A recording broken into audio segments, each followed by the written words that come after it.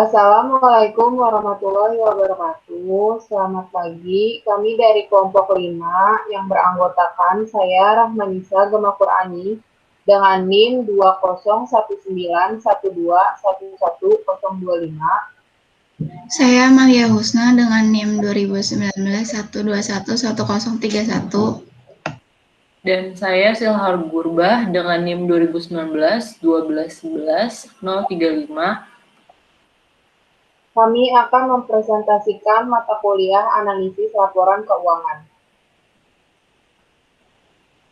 Materi yang akan kami bahas adalah chapter 3, yaitu Analyzing Financing Activities.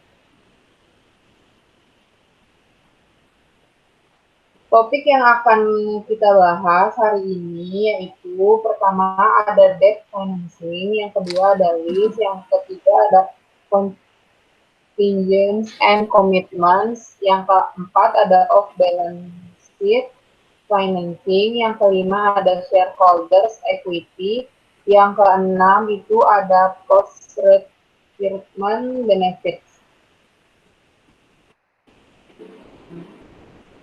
Nah, yang pertama itu ada debt financing. Hutang adalah sejumlah dana yang dipinjam perusahaan dari berbagai penyedia modal. Bisa dari investor langsung melalui obligasi, bisa dari institusi keuangan seperti bank. Hutang terdiri dari pertama hutang jangka panjang atau long term debt, yang kedua ada hutang jangka pendek atau short term debt. Nah, yang hutang yang memiliki jangka waktu melebihi 1 tahun itu biasa disebut dengan hutang jangka panjang. Dan yang memiliki jangka waktu kurang dari 1 tahun itu disebut hutang jangka pendek. Contohnya itu kalau hutang jangka panjang itu kayak obligasi, surat hutang, catatan yang diterbitkan untuk publik, dan pinjaman berjangka dan catatan jangka panjang. Biasanya perusahaan ini meminjam hutang jangka panjang ini untuk membiayai proyek yang berkepanjangan gitu. Terus kalau yang kurang dari 1 tahun itu hutang jangka pendek. Dia itu contohnya seperti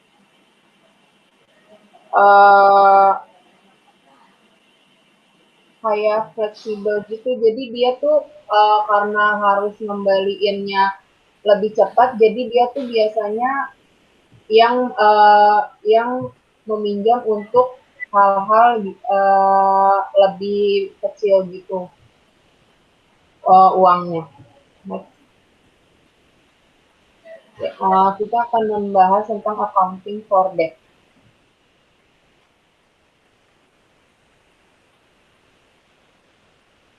Nah, di sini ada mekanisme akuntansi untuk hutang jangka panjang.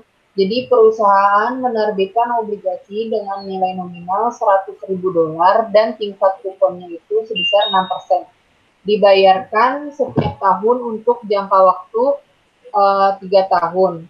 Nilai nominal ini mengacu pada jumlah yang dijanjikan oleh perusahaan untuk dikembalikan kepada pemberi pinjaman pada akhir jangka waktu. Untuk memahami mekanisme obligasi dan akuntansi mereka, kami mempertimbangkan 3 suku bunga efektif yang berbeda, yaitu 6%, 3%, dan 10%. Nah, di 6% ini dia itu isinya by nilai par gitu. Terus kalau yang 3% ini tuh premium. Nah, di sini itu yang 6% baliknya.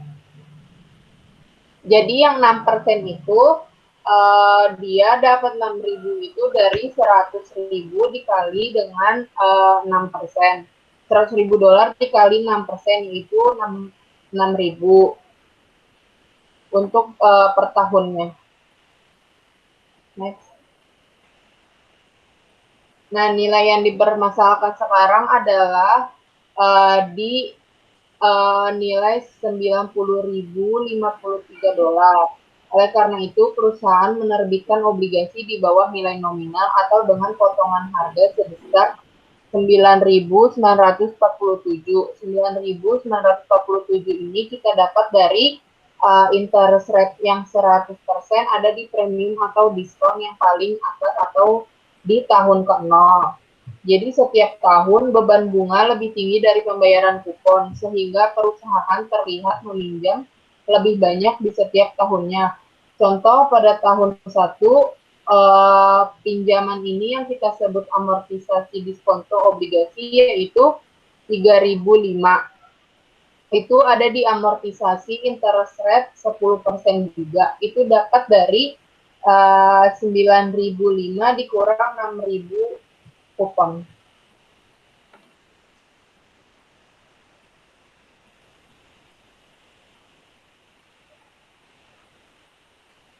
Yang kedua ada debt related disclosure, yang perusahaan diharuskan untuk melaporkan rincian mengenai hutang jangka panjang dan jangka pendek mereka dalam catatan atas laporan keuangan. Selain menjelaskan jumlah yang diakui di neraca, catatan pengungkapan memberikan informasi berguna lainnya.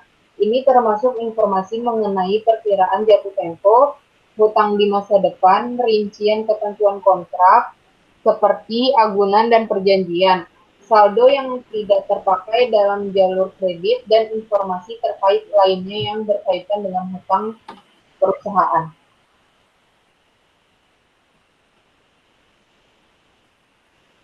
Yang kedua kita akan membahas tentang protection. Protection itu pemberi pinjaman seringkali memiliki kontrak eksplisit atau perjanjian bersifat tegas dengan perusahaan peminjam yang membantu pemberi pinjaman melindungi uang yang mereka pinjamkan. Biasanya ada 3 cara di mana pemberi pinjaman melindungi diri mereka sendiri. Yang pertama itu ada senioritas atau seniority. Yang kedua ada keamanan atau security. Yang ketiga ada perjanjian atau covenant. Informasi dalam catatan untuk laporan tahunan memberikan rincian tentang perlindungan ini.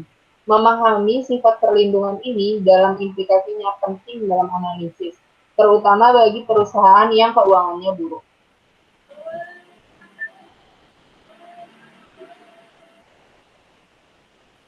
Yang pertama itu tadi kan senioritas atau seniority. Senioritas ini mengacu pada urutan di mana berbagai pihak akan dibayar ketika bisnis perusahaan dibubarkan. Poin ini dibagi dalam 2 klaim, yaitu yang pertama klaim senioritas dan yang kedua klaim junioritas.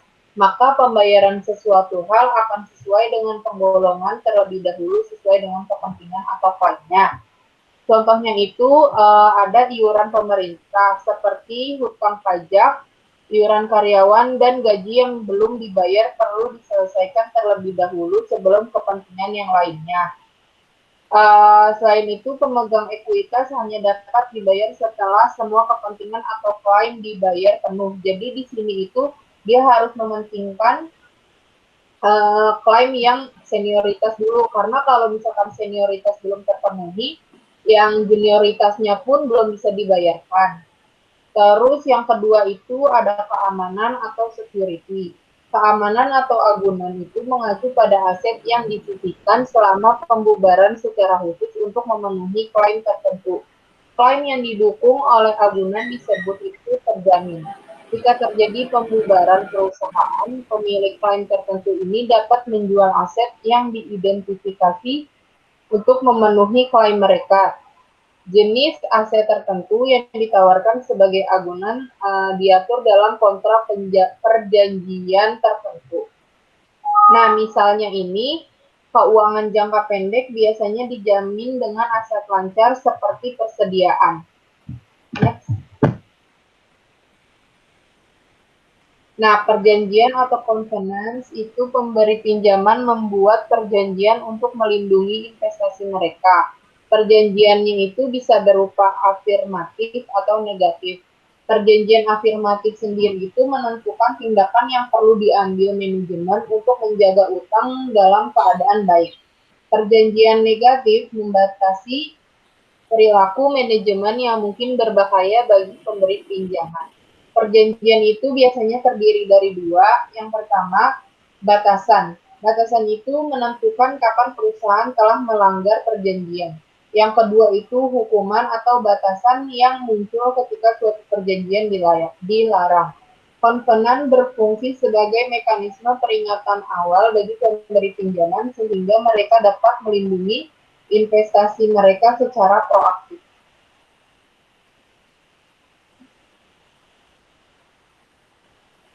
Nah, kita membahas tentang lease. Lease atau sewa itu perjanjian kontraktual antara leaser pemilik dan lease sebagai pengguna atau penyewa yang memberikan hak kepada lease untuk menggunakan aset yang dimiliki oleh leaser untuk masa sewa. MLP atau minimum lease payment dari penyewa kepada penyewa sesuai dengan kontrak sewa.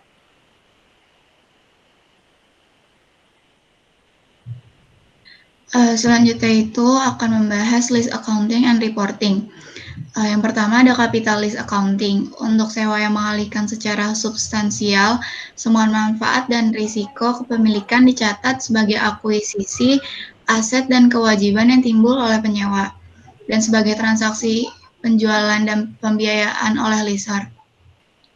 Penyewa mengklasifikasikan dan mencatat sewa sebagai sewa modal jika pada awal sewa memenuhi salah satu dari 4 kriteria di bawah ini. Yang pertama ada sewa mengalihkan kepemilikan properti kepada penyewa pada akhir sewa masa. Terus yang kedua ada sewa berisi opsi untuk membeli properti dengan harga murah. Yang ketiga ada masa sewa adalah 75% atau lebih dari perkiraan umur ekonomis properti. Yang terakhir ada nilai sekarang sewa dan pembayaran sewa minimum lainnya pada awal masa sewa adalah 90% atau lebih dari nilai wajib properti yang disewakan. Terus ada operating lease accounting. Untuk sewa selain sewa modal, penyewa atau leaser memperhitungkan pembayaran sewa minimum sebagai biaya sewa pendapatan. Ini ada contoh soal untuk accounting for lease. Sebuah perusahaan menyewa aset pada tanggal 1 Januari 2005, tidak memiliki aset atau kewajiban lain. Perkiraan umur ekonomis dari aset yang disewakan adalah 5 tahun dengan nilai sisa yang diharapkan 0 pada akhir 5 tahun. Perusahaan akan mendepresiasi aset ini secara garis lurus atau straight line selama umur ekonominya. Sewa tersebut memiliki jangka waktu tetap yang tidak dapat dibatalkan selama 5 tahun dengan pembayaran sewa minimum tahunan sebesar $2.505 dibayarkan pada akhir setiap tahun. Tingkat bunga sewanya adalah 8% per tahun.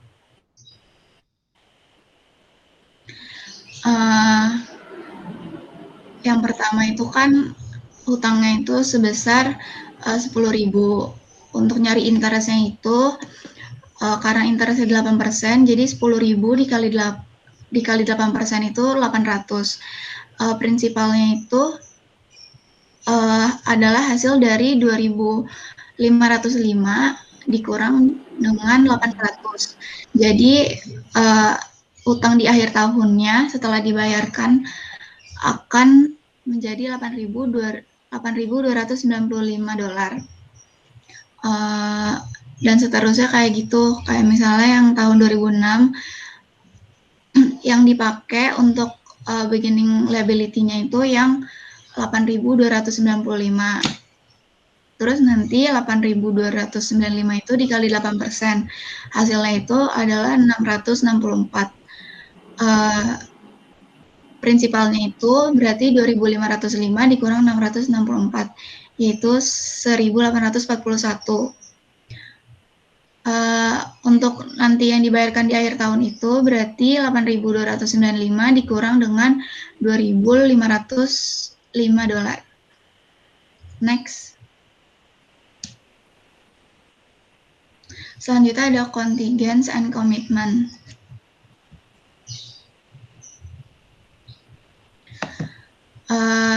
Contingents itu keuntungan dan kerugian potensial yang resolusinya bergantung pada satu atau lebih kejadian di masa depan.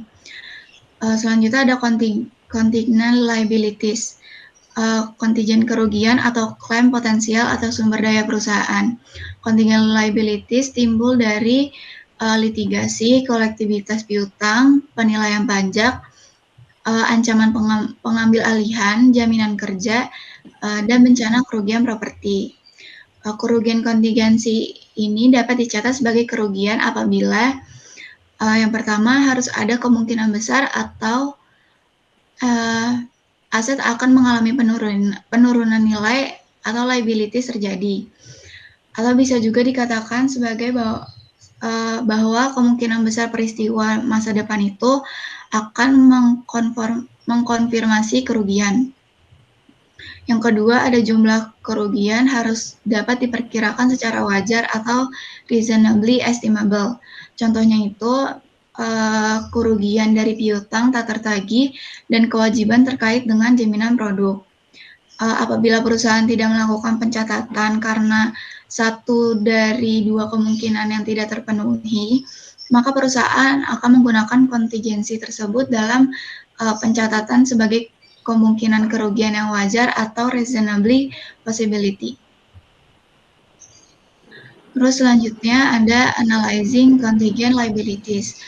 Analisis kewajiban ini hanya seakurat perkiraan yang mendasarinya saja, yang seringkali ditentukan oleh perusahaan berdasarkan pada pengalaman sebelumnya atau ekspektasi di masa depan. Dalam hal ini harus diperhatikan adalah kehati-hatian dalam menerima perkiraan dari manajemen mengenai hal tersebut dan menganalisis catatan pengungkapan dari kemungkinan kerugian atau untung kontingensi. Contohnya itu ada not disclosure dari jaminan tidak langsung hutang seperti uang muka atau menutupi biaya tetap dari entitas lain. Catatan pengungkapan atau not disclosure untuk kontingensi biasanya mencakup yang pertama ada deskripsi kewajiban kontingensi dan tingkat risiko. Yang kedua ada nilai potensial dari kontingensi dan bagaimana partisipasi orang lain diperlukan dalam menentukan paparan risiko. Yang ketiga, ada biaya jika ada yang menentang untuk estimasi kerugian kontingensi. Selanjutnya ini ada komitmen. Komitmen adalah keadaan potensial untuk melakukan klaim atas sumber daya perusahaan karena performa perusahaan di luar kontrak pada masa mendatang. Komitmen ini tidak diakui dalam pelaporan keuangan karena komitmen bukan merupakan transaksi yang selesai.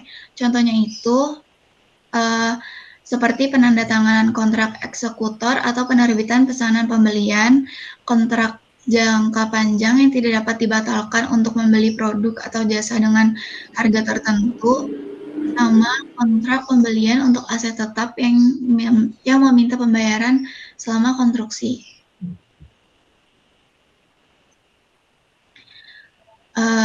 Yang akan dibahas selanjutnya itu ada off balance sheet financing.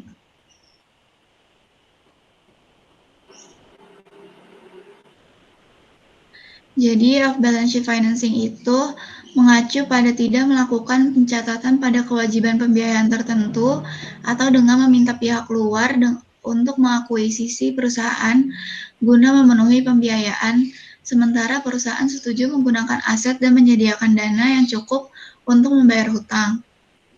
Off balance sheet financing example itu ada dua. Yang pertama ada purchase agreement and throughput agreement, di mana perusahaan setuju untuk membeli output dari atau menjalankan jumlah barang tertentu melalui fasilitas pemrosesan. Yang kedua ada take or payment agreement, di mana perusahaan menjamin untuk membayar jumlah barang yang ditentukan apakah perlu atau tidak.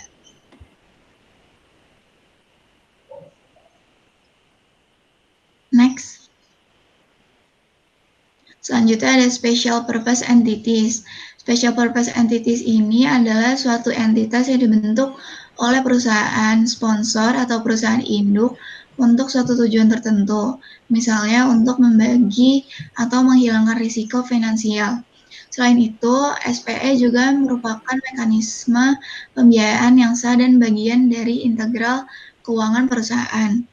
konsep dari special purpose yaitu yang pertama, SPE dibentuk oleh perusahaan sponsor dan dikapabilitasi dengan investasi ekuitas. Beberapa di antaranya harus berasal dari pihak ketiga yang independen. Yang kedua, SPE memanfaatkan investasi ekuitas dengan menjamin dari pasar kredit dan membeli aset produktif dari atau untuk perusahaan sponsor. Yang ketiga, ada arus kas dari aset produktif digunakan untuk membayar hutang dan memberi pengembalian kepada investor ekuitas.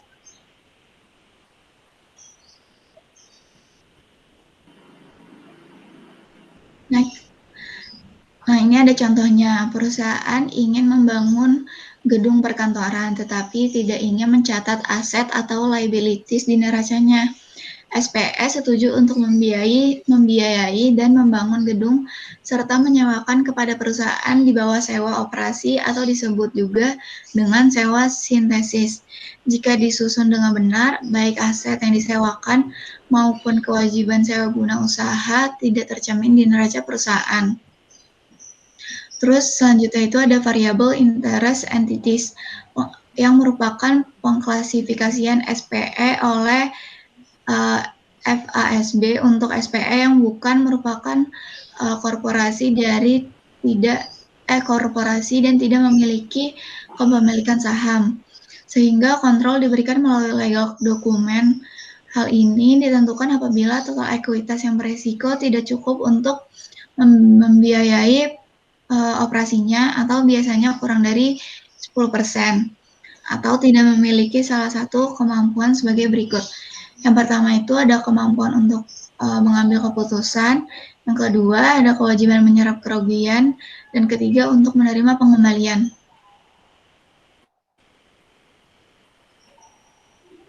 Selanjutnya kita akan membahas shareholders equity.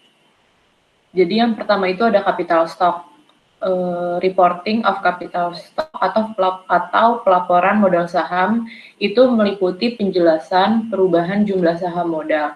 Informasi ini diungkapkan dalam laporan keuangan atau catatan terkait.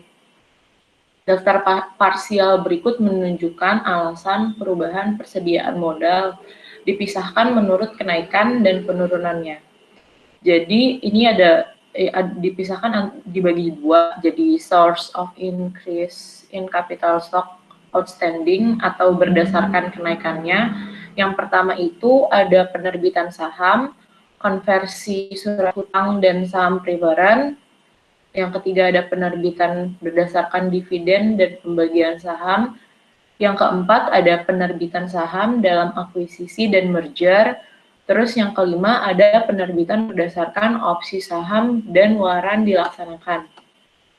Terus yang kedua ada source of decrease in capital stock outstanding atau berdasarkan penurunannya. Itu yang pertama ada pembelian dan penghentian saham, yang kedua ada pembelian kembali saham dan membalikan stock split. Lalu ada klasifikasi dari capital stock. Capital stock adalah saham yang diterbitkan kepada pemegang ekuitas sebagai imbalan atas aset dan jasa. Ada dua tipe dasar persediaan modal. Yang pertama itu ada preferred dan umum. Ada juga jumlah variasi yang berbeda dalam masing-masing dari dua kelas stok ini. Yang pertama ada preferred stock atau saham preferred. Saham preferred adalah kelas khusus saham yang memiliki preferensi atau fitur yang tidak bisa dinikmati oleh saham biasa. Dan yang kedua ada common stock atau saham biasa, adalah kelas saham yang mewakili kepentingan kepemilikan dan menanggung resiko akhir dan penghargaan atas kinerja perusahaan. Lalu ada analyzing capital of stock. Jadi item yang merupakan ekuitas pemegang saham biasanya tidak memiliki pengaruh yang nyata pada penentuan dan pendapatan sebagai konsekuensinya. Tidak berdampak serius pada analisis pendapatan. Namun, komposisi ekuitas penting karena ketentuan yang dapat mempengaruhi hak residual saham biasa dan karenanya hak, resiko, dan pengambilan investor ekuitas. Lalu selanjutnya ada return earning.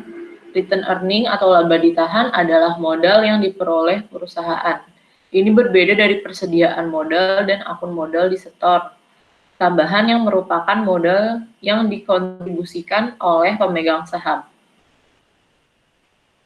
Lalu ada cash and stock dividends.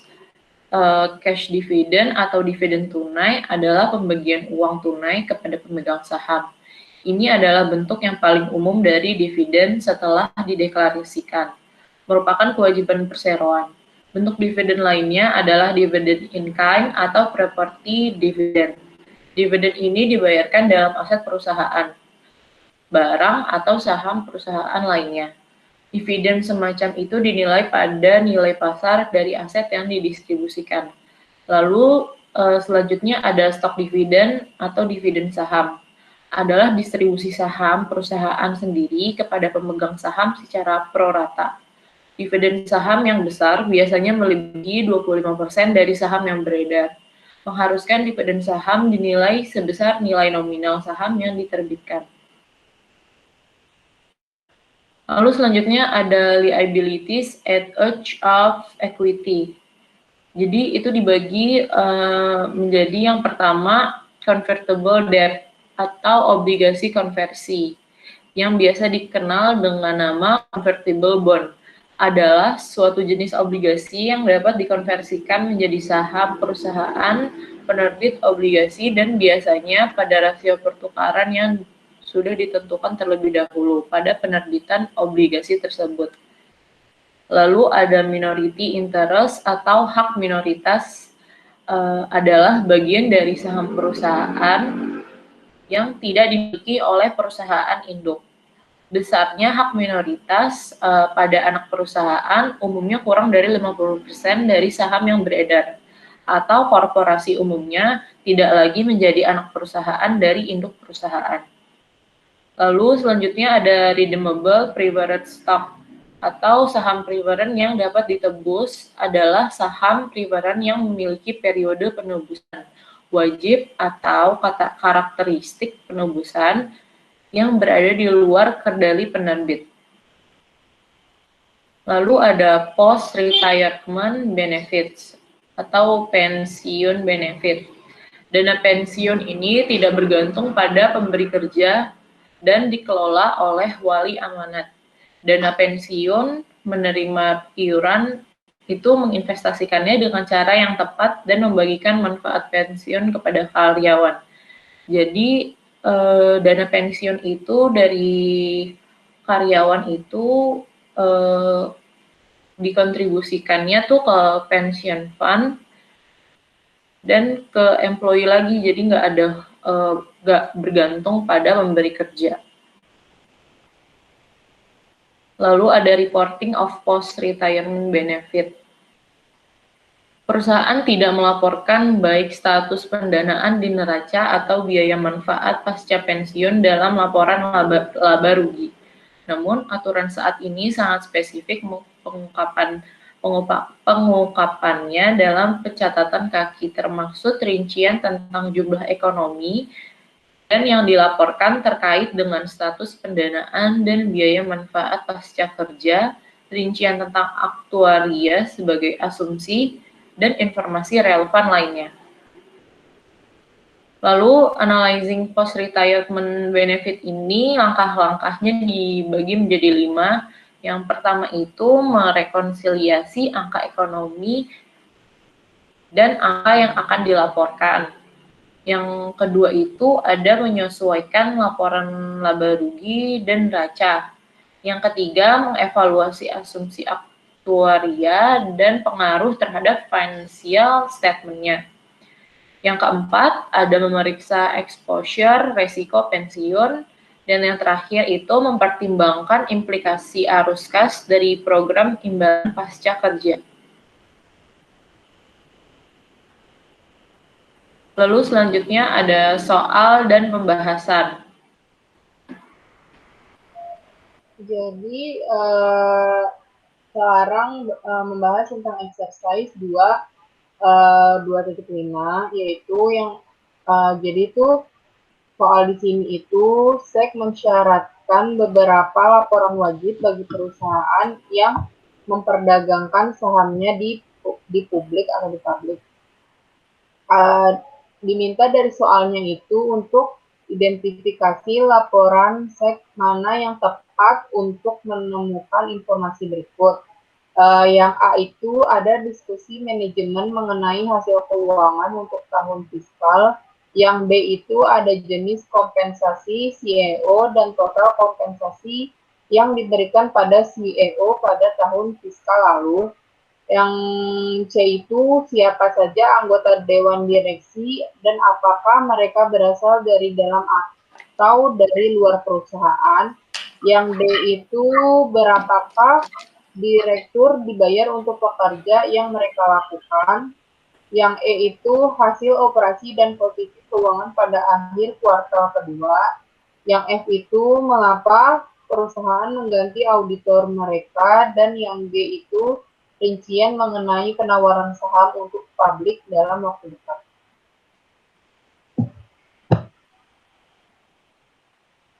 Jadi SEC ini mewajibkan perusahaan mengisi form. Form ini perlu dijadikan referensi untuk informasi yang tepat waktu. Ada dua faktor yang perlu dipahami. Yang pertama itu ada musim atau seasonality. Saat tren atau kecenderungan harus dipertimbangkan dampak dari musim. Yang kedua itu ada penyesuaian akhir tahun atau year-end adjustment. Perusahaan seringkali membuat penyesuaian pada kuartal terakhir. Daftar laporan SEC yang tepat dapat dilihat di laporan utama pada slide berikutnya. Nah, yang pertama itu ini adalah tabel laporan utama SEC. Yang pertama itu dengan judul Form 10K, penjelasannya itu tentang laporan tahunan. Isi penting menurut persepsi analisisnya itu laporan keuangan serta analisis dan diskusi manajemen yang telah diaudit. Nah, kalau yang Form 10K ini tentang laporan kuartal. Penjelasannya itu laporan keuangan kuartal serta analisis dan diskusi manajemen. Terus yang ketiga ini ada Form 20F, laporan registrasi atau laporan tahunan oleh pihak asing. Penjelasannya itu rekonsiliasi dari laporan yang menggunakan basis akuntan selain standar akuntansi Amerika Serikat atau GAAP. Terus yang keempat ini ada Form 8K, laporan saat ini. Laporan itu laporan yang dibuat 15 hari setelah kejadian seperti berikut. Pertama itu ada perubahan dalam pengendalian manajemen. Yang kedua ada akuisisi atau di posisi aset utama. Yang ketiga itu kebangkrutan atau pengambil alihan. Yang keempat ada pergantian auditor. Dan yang kelima ada pengunduran diri direksi. Terus yang kelima di sini kita akan membahas tentang Regulation 14A. Di sini dibagi menjadi dua penjelasan. Yang pertama itu ada laporan proxy, yaitu rincian dewan direksi, kepemilikan manajemen, numerasi manajemen, dan opsi saham untuk pegawai. Dan yang kedua itu ada prospektus atau laporan keuangan yang telah diaudit, informasi mengenai proyek yang diusulkan atau masalah saham. Nah, yang A itu kan pertanyaannya itu diskusi manajemen mengenai hasil keuangan untuk tahun fiskal. Jadi, laporan tahunan itu mencakup semua informasi yang terdapat pada Form 10K. Namun, karena Form 10K biasanya juga mencakup laporan yang tidak terdapat pada laporan tahunan, maka biasanya laporan tahunan juga dibuat secara berkala. Terus yang B itu jenis kompensasi CEO dan total kompensasi yang diberikan kepada CEO pada tahun fiskal lalunya. Jadi jenis insentif bersifat keuangan ini sementara lainnya bersifat psikologi dan sosial. Insentif keuangan berupa kenaikan gaji, bonus, tunjangan, dan fasilitas. Sementara kalau insentif psikologi dan sosial ini kemungkinan promosi, tambahan, tanggung jawab, otonomi yang lebih besar, lokasi yang geografis lebih baik, dan pengakuan. Terus, siapa saja anggota Dewan Direksi dan apakah mereka berasal dari dalam atau luar perusahaan? Mereka itu berasal dari dalam perusahaan, tugasnya itu untuk mengawasi manajemen dan menjaga.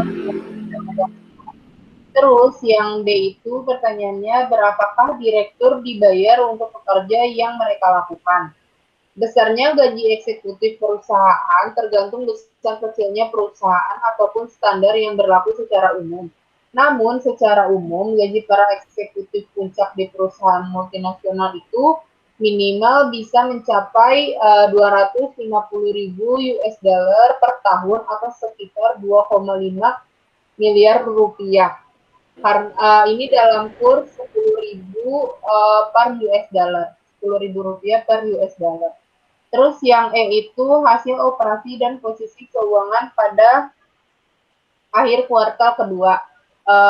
Yang E ini tidak diketahui karena tidak dijelaskan secara rinci pada tabel utama SEC yang tadi. Terus yang F itu mengapa perusahaan mengganti auditor mereka. Jadi tuh ketidaksepakatan akuntansi, independensi auditor terganggu. Perusahaan dalam kepalitan dan tidak mampu membayar perusahaan audit. Perusahaan termasuk opini auditor tanpa persetujuan yang tepat. Terus yang G itu mengenai rencana penawaran saham untuk publik dalam waktu dekat. Di sini tidak diketahui karena tidak ada informasi lebih lanjut dalam ilustrasi yang exercise 2.5 ini. Selanjutnya ada exercise 2.12. Akuntansi akrual membutuhkan estimasi hasil masa depan. Misalnya itu cadangan untuk piutang tak tertagih adalah perkiraan jumlah piutang lancar yang pada akhirnya terbukti tidak dapat ditagih. Kita disuruh mengidentifikasi dan menjelaskan 3 alasan kenapa informasi akuntansi mungkin menyimpang dari ekonomi yang mendasarinya. Next.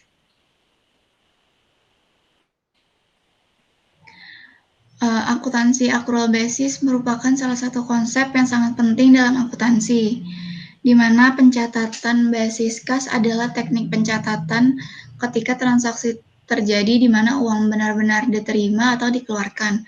Dengan kata lain, akuntansi cash basis adalah basis akuntansi yang mengakui pengaruh transaksi dan peristiwa lainnya pada saat kas atau setara kas diterima atau dibayar yang digunakan untuk pengungkapan pendapatan, belanja, dan pembiayaan. Selanjutnya ada 3 alasan mengapa informasi akuntansi dapat menyimpang dari realisasi ekonominya. Yang pertama, karena akuntansi akrual adalah cadangan piutang tak tertagih. Itu metode dengan cadangan ini mencatat kerugian piutang dagang berdasarkan estimasi sehingga terjadinya penyimpangan realisasi ekonomi. Yang kedua ada akuntansi basis akrual, di satu sisi akan menghasilkan laporan operasional dan dihentikan dari penggunaan aktif pemerintah dan tidak memenuhi definisi aset. Yang ketiga, karena pada saat laba sedang mengalami penurunan atau pada saat perusahaan memerlukan dana untuk menutupi biaya atau kerugian sehingga terbukti tidak tertagih. Lalu selanjutnya ada problem 2.4. Jadi, are we going to set accounting standard in the private sector or not? Part of the answer depends on how the business community views accounting standard. Are they rule of conduct designed to restrain unsocial behavior and are to be read conflict of economic interest? Or Are they rules of measurement designed to generalize and communicate as accurately as possible the complex result of economic event? Rules of conduct call for a political process. Rules of measurement, on the other hand, call for a research process of observation and experimentation. Intellectually, the case is compelling for viewing accounting as measurement process, but the history of accounting standard setting has been dominated by the other view that accounting standards are rules of conduct. The FISB was created out of the ashes of predecessors, burned up in the fires of the resulting political process. Require-nya itu yang pertama, discuss your views on the difference between rules of conduct and rules of measurement. Yang B, explain how accounting standard setting is a political process. Identify argument for against viewing accounting standard setting as a political. Jadi pembahasan yang A itu perbedaan antara measurement, rules of measurement, and rules of conduct. Aturan murni pengukuran hanya mungkin apabila proses pengukuran bersifat ilmiah, objektif, dan umumnya tidak dapat dibantah. Dalam akuntansi, rules of measurement tidak dapat dijual kepada mereka yang harus hidup dengan hanya atas dasar itu. Aturan-aturan ini hanya dapat diterima oleh mayoritas dan dari mereka yang harus mematuhinya. Persyaratan inilah yang memberikan mereka karakter aturan perilaku. Yang selanjutnya, atau rules of conduct, yang harus dipatuhi bagi banyak orang. Mematuhi aturan seperti itu mungkin melibatkan pengorbanan, karenanya kebutuhan akan penerimaan serta keadilan. Yang B itu proses di mana jaminan penerimaan pada dasarnya merupakan proses politik. Itu masyarakat bahwa mereka yang persetujuannya dicari untuk terlibat dalam proses keputusan memiliki suara dalam pertimbangan alternatif. Diyakinkan bahwa kompromi harus dicapai adalah adil dan mengakui kebenaran teoritis dan dari solusi yang diusulkan. Puritan akan berpendapat bahwa akuntansi adalah ilmu dan bahwa solusi untuk pernyataan standar. Akuntansi harus dicapai dengan metode ilmiah, observasi, eksperimen, dan verifikasi. Dalam analisis terakhir, akuntansi lebih merupakan aktivitas jasa daripada jasa yang diatur oleh hukum kodrat. Sejauh ini, akuntansi adalah ilmu. Itu adalah ilmu sosial yang tunduk pada adat istiadat masyarakat yang menjadi bagiannya. Selanjutnya ada problem 2.12. Require-nya yang pertama itu calculate and graph the following separate relation. Yang pertama net income per share atau EPS, dan market price per share. Yang kedua itu ada cash from operation per share and market price per share. Yang ketiga ada net cash flow per share and market price per share. Yang keempat ada free cash flow per share dan market price per share. Lalu yang B itu which of measure extracted from the annual report appear to best explain change in stock price, discuss the implication of this for stock valuation. Lalu yang C ada choose another company and prepare similar graph. Do you observation from large and generalize?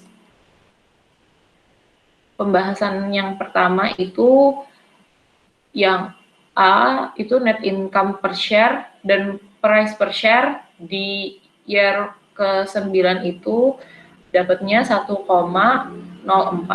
Itu didapat dari 31,2 dibagi 30,1 itu didapat dari net income dibagi dengan common share outstanding. Lalu operating cash flow per share dan price per share itu hasilnya 22,47 itu didapat dari 74,7 dibagi dengan 30,1 itu didapat dari cash from used by operation dibagi dengan common share outstanding. Begitu juga di tahun-tahun berikutnya. Lalu di tahun ke-9 net cash flow per share-nya itu 0,00 itu dapat dari 0,03 dibagi 30,1 itu didapat dari free cash flow dibagi dengan common share outstanding. Begitu juga dengan tahun-tahun berikutnya. Yang keempat itu disuruh nyari free cash flow per share dan price per share. Itu didapat dari 27,5 atau dari free cash flow dibagi dengan common share outstanding sehingga didapat nilai 0,91, begitu juga di tahun-tahun berikutnya. Lalu pembahasan yang B itu angka laba bersih per saham paling baik menjelaskan harga saham. Pada soal A dapat dilihat grafik dari dua nilai hampir sejajar sepanjang waktunya. Lalu yang pembahasan soal yang C, solusinya itu tergantung pada perusahaan dan data yang dikumpulkannya. Sekian dari kelompok kami, kurang lebihnya mohon maaf. Wassalamualaikum warahmatullahi wabarakatuh.